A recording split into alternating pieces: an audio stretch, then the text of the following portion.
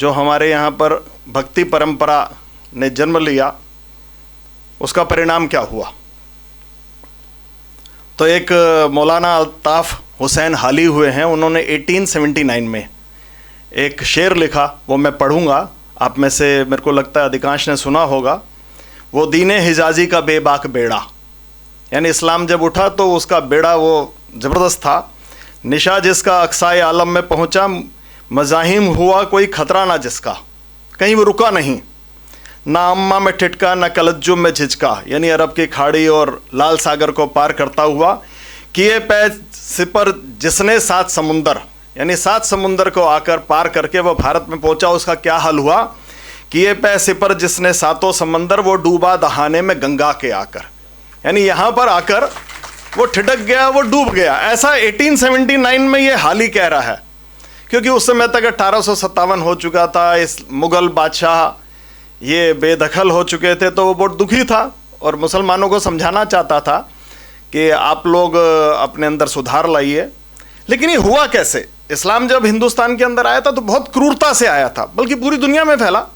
610 ईस्वी के अंदर मोहम्मद साहब ने इस्लाम, मतलब वो पैदा हुए और उसके बाद इस्लाम का जन्म हुआ और वो पूरे दुनिया को अपने आगोश में ले गया।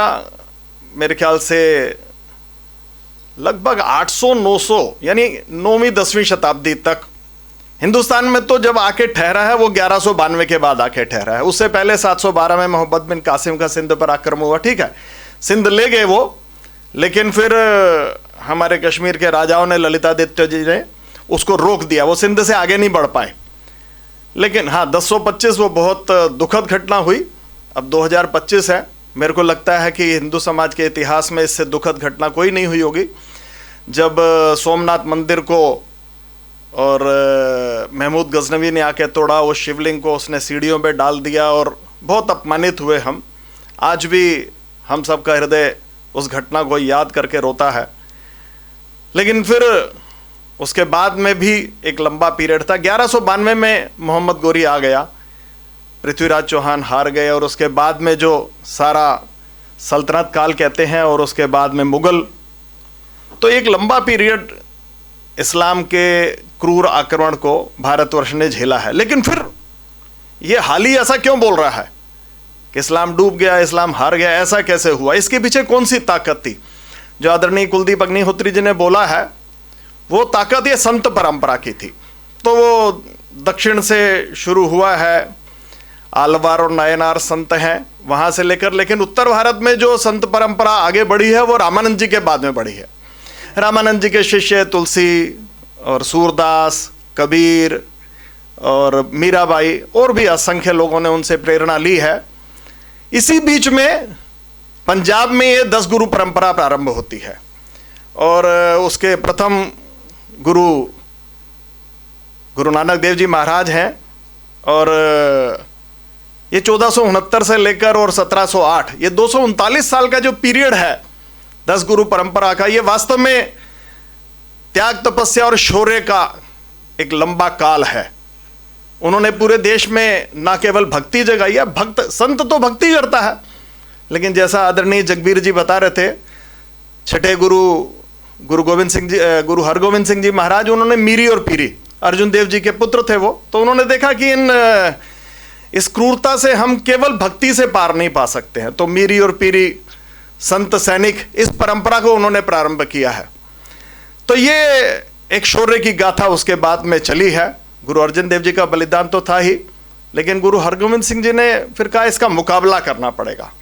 उसी परंपरा में आके छठे, 7वें और 8वें गुरु महाराज को थोड़ा टाइम कम मिल पाया। 8वें गुरु महाराज तो बहुत छोटी आयु के थे, 5 साल की आयु के थे। दुर्भाग्य से दिल्ली में औरंगजेब ने बुलाया जय सिंह जी के यहाँ बंगला साहब गुरुद्वारा जहाँ पे, वहाँ के रुके और बाद में चेचक के कारण से वो जल्दी ज्योति ज्योत समा गए। लेकिन फिर गुरु तेग बहादुर जी का प्रकट्य होता है और वो जो शूरवीरता उन्होंने दिखाई है, वो जो उन्होंने अद्भुत अडिग खड़े रहना चट्टान के तरह, वो जो उन्होंने दिखाया अपना साहस, वो अद्भुत है। और इस सारे काल के अंदर हिंदू समाज का या भारतीय समाज का रवनीत जी कह रहे थे कि बहुत सारी बातों पर आजकल हमारे सिख भाइयों को ऑब्जेक्शन है, तो मैं यहाँ पर संघ के कार्यकर्ता के होने के नाते ये बात कहना चाहता हूँ कि जो बातें बोली गई हैं वो ठीक हैं, लेकिन हम कहते हैं अगर सिख धर्म है तो हिंदू धर्म सिख धर्म बोलने में हमको कोई आपत्ति नहीं है। बहुत विनम्रता के साथ में हाथ जोड़कर हम सब एक हैं, लेकिन शब्दों की झंझट में नहीं पड़ना है। वो कहते हैं कि बलिदान नहीं बोलो, हम शहादत बोल देंगे। किसी तरह हमारा कट, हमारा जो आपस में सांझी वालता, ये खत्म नहीं होनी चाहिए। तो खैर मैं दोबारा उस संत परंपरा, संत आंदोलन की तरफ चलता हूं। तो कैसे समाज का जो साहस है, समाज का आत्मविश्वास है, कैसे नहीं डिगने दिया।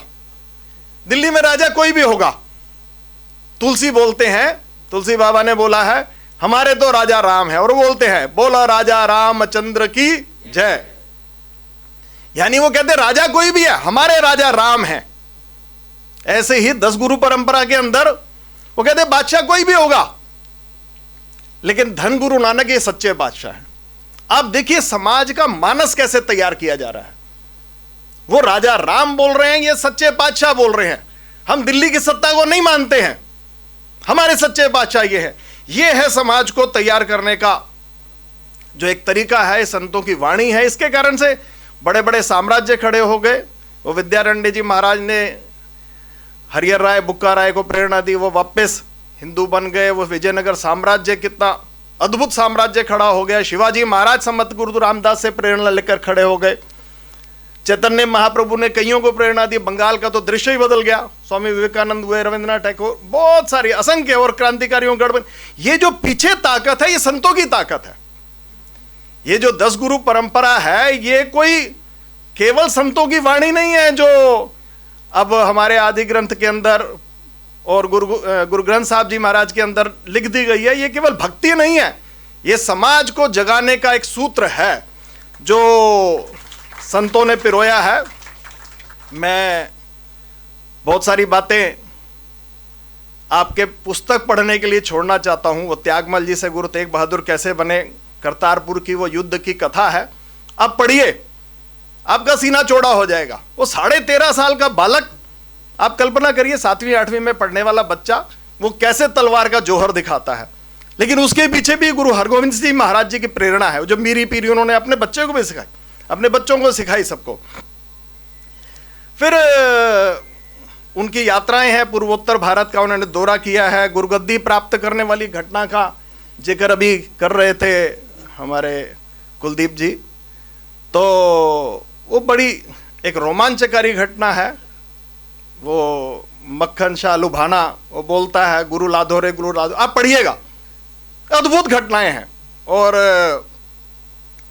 फिर धीरमल किस तरह से गुरु महाराज की हत्या का षड्यंत्र करता है और सिंगा मसंद जाके गोली मारता है गुरु जी के मस्तक पर। लेकिन उसके बाद गुरु महाराज दोनों को माफ करते हैं। ये अद्भुत है। आप देखिए, ये जो गुरु तेग बहादुर जी महाराज का व्यक्तित्व है, ये मेरे को लगता है आपको पढ़ना जरूर चाहिए। और वो कई बार देखने में अनदेखा हो जाता है, लेकिन जब वो अमृतसर जाते हैं, हरमंदर साहब के वहाँ दरवाजे बंद कर दिए जाते हैं। मैं सारी डिटेल नहीं बताऊंगा, लेकिन उसमें से एक बात और आप मेरे को ध्यान में आती है कि महिलाओं के प्रति कैसा सम्मान है। वो बल्ला गांव जाते हैं, उसी के पास में दमदमा साहिब गुरुद्वारा है आजकल, तो वहाँ की महिलाएं बोलती हैं आप चलो हरमंदिर साहब हम लेके चलेंगे, देखते हैं कौन रोकता है। तो वो बोलते हैं माइयाँ रबदियाँ जाइयाँ, यानी जो माताएं हैं वो भगवान का ही स्वरूप है। ये महिलाओं के प्रति सम्मान उनके मन में कैसा है ये दिखाता है। फिर बाद में बिलासपुर के पास में जो माकोवाल नाम की जगह है, वहाँ पर उनको नया शहर बना। वो नहीं चाहते विवाद में उलझें अपने भाइयों के और बाकी जो परिवार के सदस्य, वो नया नगर बसाते हैं। और उस नगर का नाम कैसे रखते हैं वो पहले बोलते हैं माइयाँ रबदियाँ जाइयाँ, और इसका नाम अपनी माँ के नाम रखते हैं चक नानकी। महिलाओं के प्रति उनके मन में कैसा आदर भाव है, ये इन 2 घटनाओं से मेरे को लगता है ये जो पक्ष है शायद हमने इन पर भी ध्यान देना चाहिए। यहाँ बहुत विद्वान लोग बैठे हैं, मैं इसलिए ये बोलते हुए झिझक रहा हूँ, लेकिन शायद ये पक्ष उनका सामने नहीं आता है। अब दो शिष्यों की तो बात आती है, वो गुरु तेग बहादुर जी का बलिदान और भाई जैता, ये सॉरी ये अपने तीनों जो बलिदान हुए हैं, मतीदास जी, सतीदास जी और भाई दयाला, और उसके बाद भाई जेता की कथा है, वो हमको मालूम है, आप पढ़िएगा। वाल्मीकि समाज की चर्चा कर रहे थे, मैंने पुस्तक पढ़ी और एक बार हाथ में उठाने के बाद मैं छोड़ नहीं पाया उस पुस्तक को। हालांकि एक एक लाइन पढ़ने के बाद लगता है ये तो पूरा ग्रंथ है, एक लाइन में ही पूरा ग्रंथ है, लेकिन उसमें एक चरित्र ऐसा है जिसकी चर्चा शायद कम होती है, उसके बारे में आप पढ़िएगा। वो दिल्ली के कुशाली गांव, अब जिसका नाम बड़ खालसा है, वहां पर कुशाली गांव, तो वहां पर खुशहाल धैया जाट है। आप देखिए क्या अद्भुत प्रसंग है वो। और आदरणीय कुलदीप जी ने जिस रोचक तरीके से इस पुस्तक को लिखा है, आप छोड़ नहीं पाएंगे। वो बाप और बेटे में झगड़ा होता है। झगड़ा किस बात का है कि गुरु महाराज का शीश आ गया है, पीछे से मुगल आ रहे हैं, मैं अपना सिर कटा के वहां रखूंगा, और बेटा कह रहा है मैं सिर कटा के बीच में रखूंगा। ये झगड़ा है, बलिदान देने का झगड़ा है। तो ये खुशहाल धैया की कहानी आप पढ़िएगा। बस मैं थोड़ा सा एक 2-4 मिनट में, और क्योंकि आप सब लोग अधिकांश दिल्ली वाले हैं, तो 2-4 बातें। और ये जो गुरु तेग बहादुर जी का बलिदान है, 4 गुरुपुत्रों के बलिदान की और माता गुजरी के बलिदान की बहुत चर्चा होती है। वो सरहिंद का नवाब वजीर खान, उसके बारे में हमने खूब सुना है, लेकिन ये बलिदान आगे क्या खड़ा करता है। मैं बाबा बंदी सिंह बहादुर ने जो सरहिंद के नवाब को मारा है, आप उसको पढ़िएगा जरा, कैसे उनका बाद में उन्होंने शहादत दी है, एक एक बोटी बोटी नोची गई है बाबा बंदा सिंह बहादुर जी की। या फिर बाद में महाराजा रणजीत सिंह जी ने जो साम्राज्य खड़ा किया है 1799 के अंदर। मैं उसके अलावा आपको एक घटना और बताता हूँ जो दिल्ली वालों को जाननी चाहिए। वो शाह आलम ने 1783 में बाबा बघेल सिंह, जस्सा सिंह रामगढ़िया जी और जस्सा सिंह आलूवालिया जी, वो संदेशा तो उन्होंने सिखों को भेजा था, लेकिन ये तीनों मिसलें अलग अलग गुरु गोविंद सिंह जी महाराज की 3 मिसलें आती हैं। 20,000 बाबा बघेल सिंह जी के साथ हैं, 5,000 जस्सा सिंह रामगढ़िया जी के साथ में, और 5,000 सैनिक जस्सा सिंह आलूवालिया जी के साथ में। 30,000 लोग आ जाते दिल्ली आ जाते हैं। इस बीच में शाह आलम का समझौता हो जाता है, वो नजीबुद्दौला के बेटे। मैं बहुत फास्ट फॉरवर्ड में जा रहा हूँ क्योंकि राजीव जी ने बताया कि टाइम पहले ही कम है, लेकिन ये 30,000 की जब सेना आ जाती है तो शाह आलम मुगल बादशाह ये दिल्ली के दरवाजे बंद कर देता है। तो ये 30,000 की फौज 2 महीने से चल के आई होती है। ये किसी से पूछते हैं क्या करें, हम तो आ गए यहाँ पर, इसने हमको बुलाया था अपनी हिफाजत रखवाली के लिए। तो वो दीवार में किसी से पूछकर छेद करते हैं, मुसलमान कारीगर मिल जाते, कहते यहाँ दीवार में छेद कर दो। छेद को हिंदी में मोरी बोलते, पंजाबी में मोरी बोलते हैं। तो वो मोरी हो जाती है, उससे 30,000 लोग अंदर आ जाते हैं। वहां उस जगह का नाम मोरी गेट है। और जहां आकर वो डेरा डालते हैं, वहां कोर्ट है, उस कोर्ट में 30,000 लोग बैठते हैं। वहां आकर उसका नाम 30,000 कोर्ट है। शाह आलम भाग जाता है। वो कहानी लंबी है, मैं आपको थोड़ा सिर्फ वो क्या ट्रेलर बता रहा हूं, आप पढ़िएगा, बड़ी इंटरेस्टिंग कहानी है। तो वो भाग जाता है, तो एक बेगम समरू है, उसको समझा बुझा के लाती है। दोनों में समझो, बाबा बघेल सिंह में समझौता कराती है। समझौता होने के बाद मिठाई बांटी जाती है। सदर बाजार के जगह मिठाई बढ़ती है, उसका नाम है पुल मिठाई। ये पता नहीं है दिल्ली वालों को। मैंने बहुत सारे अपने गुरसिख भाई हैं, दोस्त हैं, उनको बताइए, कहते हैं हमको ही नहीं पता। मैंने कहा पढ़ो पढ़ते क्यों नहीं हो? कोई पढ़ाता नहीं इसलिए पढ़ते नहीं है। खैर, समझौता हो जाता है। समझौता क्या होता है, ये शाह आलम टैक्स भी देगा और शाह आलम 8 गुरुद्वारों की जगह भी देगा और 3 लाख रुपए भी देगा। 8 गुरुद्वारे जो दिल्ली के हैं वो मुगलों ने अपने पैसे से बनवाए हैं, अपनी जगह देके बनवाए हैं। और वो गुरुद्वारे हैं शीशगंज गुरुद्वारा, रकाबगंज गुरुद्वारा, बगला साहब गुरुद्वारा, बाला साहब गुरुद्वारा जहां हरकिशन जी महाराज का संस्कार हुआ था, नानक प्याऊ गुरुद्वारा, मजनू का टीला, मोती बाग गुरुद्वारा, दमदमा साहब, निजामुद्दीन वाला जो है, ये दिल्ली के 8 बड़े गुरुद्वारे हैं। ये शाह आलम ने पैसे देकर, हाथ जोड़कर, पैर पकड़ के बनाए हैं बाबा बघेल सिंह जी को। ये जो गुरु तेग बहादुर जी का बलिदान है, जैसे शिवाजी का जो शौर्य था, वो हमने बाद में 150 साल तक अनुभव किया है पूरे देश के अंदर। पूरे देश के अंदर मराठों का 3/4 देश पर राज हो चुका था। ऐसे ही गुरु गोविंद सिंह जी महाराज और गुरु तेग बहादुर जी महाराज की जो शूरवीरता है, उसका परिणाम है ये जो दिल्ली में 8 गुरुद्वारे आपको दिखाई देते हैं। बस मैं 1-2 बात पुस्तक के बारे में बोलकर अपनी बात समाप्त करूंगा। मेरे को लगता है ये पुस्तक बहुत सारे शोध छात्रों को प्रेरित करेगी पीएचडी करने के लिए, और बहुत लोगों को अध्ययन करना चाहिए इस किताब की। एक एक लाइन एक ग्रंथ है, जैसे मैंने बताया।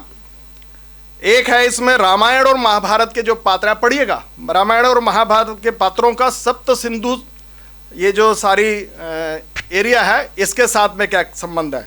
सिर्फ आपको एक आध, कैकेयी गांधार से थी, हमने गांधारी सुना है, लेकिन कैकेयी गांधार से थी। माता कौशल्या पटियाला से थी। दशरथ के पिता रोपड़ से थे। ये इस पुस्तक के अंदर लिखा है। मतलब आप समझ लीजिए जो उनका वर्षों का अध्ययन है वो आपको 88 पेजों के अंदर दे दिया है। कृपाराम जी जो पंडित हैं, उनके जो पुरखे थे ब्रह्मदास जी, वो गुरु नानक देव जी से मिले थे, वो गुरु सिख परंपरा के ही हैं। सिर्फ वो पंडित नहीं है, वो गुरुओं के शिष्य भी हैं। बंजारा जाति का इतिहास बताया। लक्की शाह बंजारा जो भगवान ये गुरु तेग बहादुर जी के धड़ को उठा के ले गया, वो बंजारा के पास में 2 लाख बैलगाड़ियां हैं, 4 लाख सैनिक हैं उसके पास। इतना अमीर आदमी है वो मक्खन शाह लुबाणा, जिसने गुरु लादौरे बोला था, उसके पास अपने पानी के जहाज हैं। ये बंजारे जो आजकल गली गली भटकते हैं, ये बहुत अमीर लोग थे। तो बंजारों का इतिहास।